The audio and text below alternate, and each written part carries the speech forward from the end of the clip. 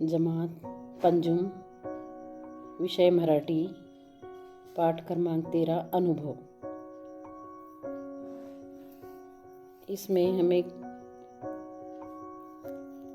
प्रामाणिक रिक्शे वाला इसकी कहानी पढ़ेंगे। आप सब भी जब हम पढ़ेंगे हमारे साथ साथ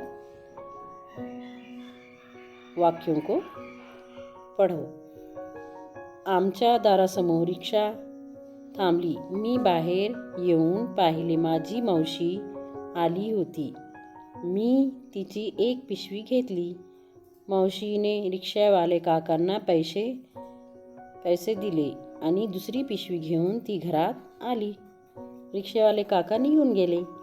यानी कि यहाँ पे जो बच्ची दिख रही है तो उसकी वो मौसी रिक्शे में से उतरती है, तब वो एक थैली लेती है और दूसरी थैली उसकी मौसी लेती है और उस रिक्शे वाले काका को पैसे देने के बाद वो वहाँ से रिक्शे वाले काका चले जाते हैं।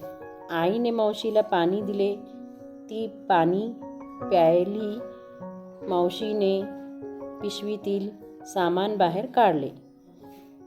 जब उसके मौसी को पीने के लिए पानी दिया तब वो पानी उन्होंने पिया और जो थैली में जो सामान था वो बाहेर निकाला। पण आत पैशांची पर्स नव्हती। मावशी मला म्हणाली, अगं माझी पर्स कुठेतरी पडली वाटतं। रिक्षात तर पडली नसेल, रिक्षा तर निघून गेली। आता काय करायचं? पर्स कुठे पडली असेल असा विचार आम्ही सगळे करत होतो। यानी उषा के मम्मी और उसके मौसी सब सोच रहे थे कि पर्स रिक्शे में गिरी या और कहीं गिरी, ऐसा वो सोच रहे थे।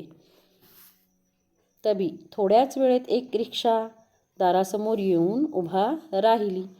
मी डोकावून पाहिले, यानी कि एक रिक्शा थोड़ी देर में वहाँ पे नज़र आया दरवाजे के सामने उनके। तो वो झांक कर देखती है तो थोड्याच वेळापूर्वी मावशीला सोडून गेलेले रिक्षेवाले काका होते।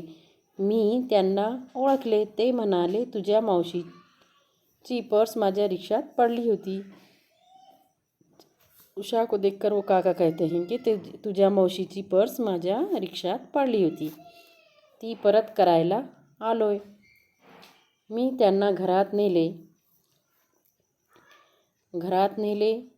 रिक्षेवाले काकांनी मावशीची पर्स परत केली। आई त्यांना चहा दिला।